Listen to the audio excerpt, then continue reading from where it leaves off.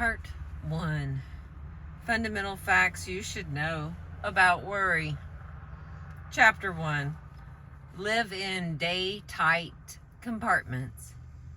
In the spring of 1871, a young woman picked up a book and read 21 words that had a profound effect on his future.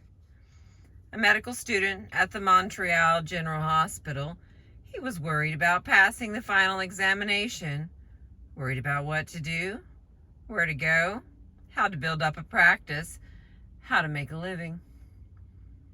The 21 words that this young medical student read in 1871 helped him to become the most famous physician of his generation. He organized the world-famous Johns Hopkins School of Medicine. He became Regius Professor of Medicine at Oxford, the highest honor that can be bestowed upon any medical man in the British Empire. He was knighted by the King of England. When he died, 2 huge volumes containing 1,466 pages were required to tell the story of his life. His name was Sir William Osler. Here are the 21 words that he read in the spring of 1871, 21 words from Thomas Carlyle that helped him lead a life free from worry. Our main business is not to see what lies dimly at a distance, but to do what lies clearly at hand. 42 years later, on a soft spring night when the tulips were blooming on the campus, this man, Sir William Osler, addressed the students of Yale University. He told those Yale students that a man like himself, who had been a professor in 4 universities and had written a popular book, was supposed to have brains of a special quality. He declared that that was untrue. He said that his intimate friends knew that his brains were of the most mediocre character. What then was the secret of his success? He stated that it was owing to what he called living in day-tight compartments. What did he mean by that? A few months before he spoke at Yale, Sir William Osler had crossed the Atlantic on a great ocean liner, where the captain, standing on the bridge, could press a button and presto, there was a clanging of machinery, and various parts of the ship were immediately shut off from one another, shut off into watertight compartments. Now, each one of you, Dr. Osler said to those Yale students, is a much more marvelous organization than the great liner, and bound on a longer voyage. What I urge is that you so learn to control the machinery as to live with day-tight compartments as the most certain way to ensure safety on the voyage. Get on the bridge and see that at least the great bulkheads are in working order. Touch a button and hear, at every level of your life, the iron doors shutting out the past, the dead yesterdays. Touch another and shut off, with a metal curtain, the future, the unborn tomorrows. Then you are safe, safe for today. Shut off the past. Let the dead past bury its dead. Shut out the yesterdays which have lighted fools the way to dusty death. The load of tomorrow, added to that of yesterday, carried today, makes the strongest falter. Shut off the future as tightly as the past. The future is today. There is no tomorrow. The day of man's salvation is now. Waste of energy, mental distress, nervous worries dog the steps of a man who is anxious about the future. Shut close, then, the great fore and aft bulkheads, and prepare to cultivate the habit of a life of day-tight compartments. Did Dr. Osler mean to say that we should not make any effort to prepare for tomorrow? No, not at all. But he did go on in that address to say that the best possible way to prepare for tomorrow is to concentrate with all your intelligence, all your enthusiasm on doing today's work superbly today. That is the only possible way you can prepare for the future. Sir William Osler urged the students at Yale to begin the day with Christ's prayer. Give us this day our daily bread. Remember that the prayer asks only for today's bread. It doesn't complain about the stale bread we had to eat yesterday. And it doesn't say, oh God, it has been pretty dry out in the wheat belt lately and we may have another drought. And then how will I get bread to eat next fall? Or suppose I lose my job. Oh God, how could I get bread then? No, this prayer teaches us to ask for today's bread only. Today's bread is the only kind of bread you can possibly eat. Years ago, a penniless philosopher was wandering through a stony country where the people had a hard time making a living. One day, a crowd gathered about him on a hill, and he gave what is probably the most quoted speech ever delivered anywhere, at any time. This speech contains 26 words that have gone ringing down across the centuries. Take therefore no thought for the morrow shall take thought for the things of itself. Sufficient unto the day is the evil thereof. Many men have rejected those words of Jesus. Take no thought for the morrow. They have rejected those words as a counsel of perfection, as a bit of Oriental mysticism. I must take thought for the morrow, they say. I must take out insurance to protect my family. I must lay aside money for my old age. I must plan and prepare to get ahead. Right, of course you must.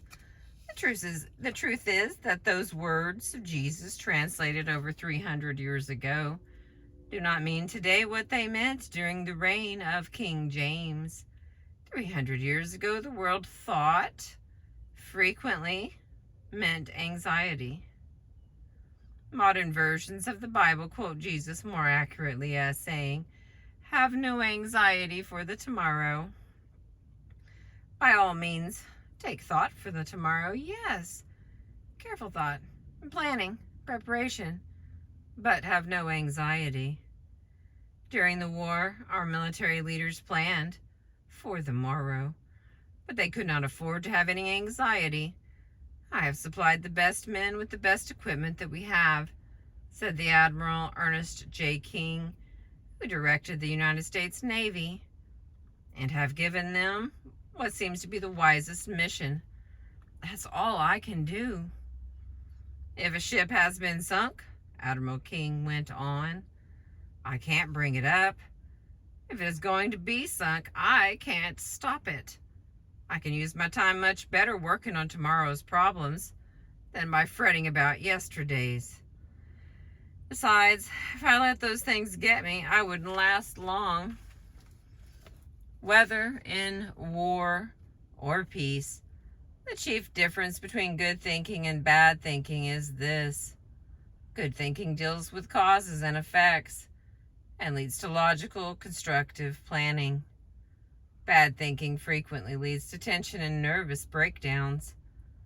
I recently had the privilege of interviewing Arthur Hayes Sulzberger, publisher of one of the most famous newspapers in the world, the New York Times.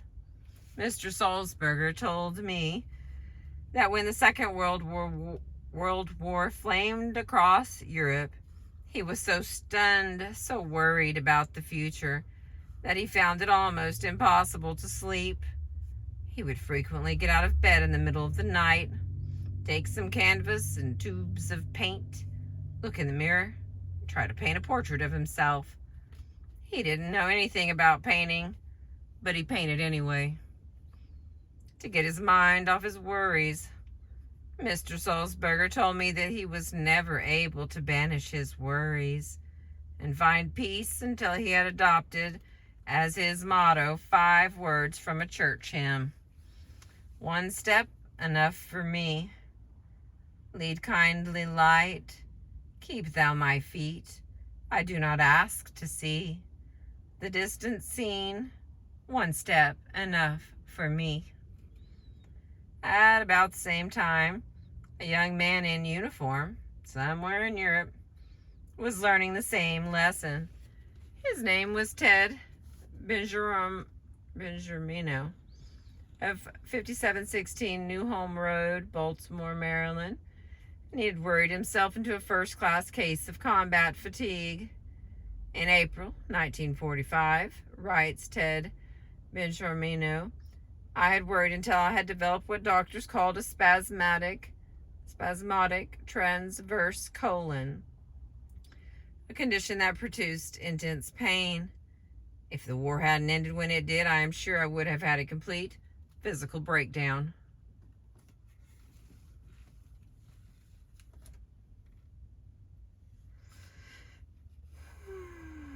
I was utterly exhausted. I was a Graves registration, non-commissioned officer for the 94th Infantry Division. My work was to help set up and maintain records of all the men killed in action, missing in action, and hospitalized. I also had to help disinter the bodies of both Allied and enemy soldiers who had been killed and hastily buried in shallow graves during the pitch of battle. I had to gather up the personal effects of these men and see that they were sent back to parents or closest relatives who would prize these personal effects so much. I was constantly worried for fear we might... I got a little glare here. Just wind up a little bit. I was constantly worried for fear we might be making embarrassing and serious mistakes. I was worried about whether or not I would come through all of this.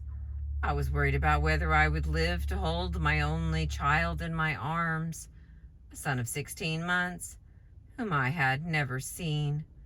I was so worried and exhausted that I lost 34 pounds. I was so frantic that I was almost out of my mind. I looked at my hands. They were hardly more than skin and bones.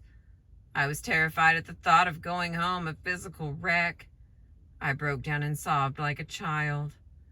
I was so shaken that tears welled up every time I was alone. There was one period soon after the Battle of the Bulge started that I wept so often that I almost gave up hope of ever being a normal human being again. I ended up in an Army dispensary. An Army doctor gave me some advice, which has completely changed my life. After giving me a thorough physical examination, he informed me that my troubles were mental. Ted, he said, I want you to think of your life as an hourglass. You know there are thousands of grains of sand in the top of the hourglass, and they all pass slowly and evenly through the narrow neck in the middle. Nothing you or I could do would make more than one grain of sand pass through this narrow neck without impairing the hourglass. You and I and everyone else are like this hourglass. When we start in the morning, there are hundreds of tasks which we feel we must accomplish that day. But if we do not take them one at a time and let them pass through the day slowly and evenly, as do the grains of sand passing through the narrow neck of the hourglass, then we are bound to break our own physical or mental structure. I have practiced that philosophy ever since that memorable day that an Army doctor gave it to me. One grain of sand at a time, one task at a time. That advice saved me physically and mentally during the war, and it has also helped me in the present position in business. I am a stock control clerk for the commercial credit company in Baltimore. I found the same problem arising in business that had arisen during the war. A score of things had to be done at once, and there was little time to do them. We were low in stocks. We had new forms to handle, new stock arrangements, changes of address, opening and closing offices, and so on. Instead of getting taut and nervous, I remembered what the doctor had told me. One grain of sand at a time, one task at a time. By repeating those words to myself over and over, I accomplished my tasks in a more efficient manner, and I did my work without the confused and jumbled feeling that had almost wrecked me on the battlefield. One of the most appalling comments on our present way of life is that half of all the beds in our hospitals are reserved for patients with nervous and mental troubles, patients who have collapsed under the crushing burden of accumulated yesterdays and fearful tomorrows. Yet a vast majority of those people would be walking the streets today, leading happy, useful lives. They had only heeded the words of Jesus. Have no anxiety about the morrow, or the words of Sir William Osler. Live in day tight compartments. Thank you for listening. We are halfway through chapter 1.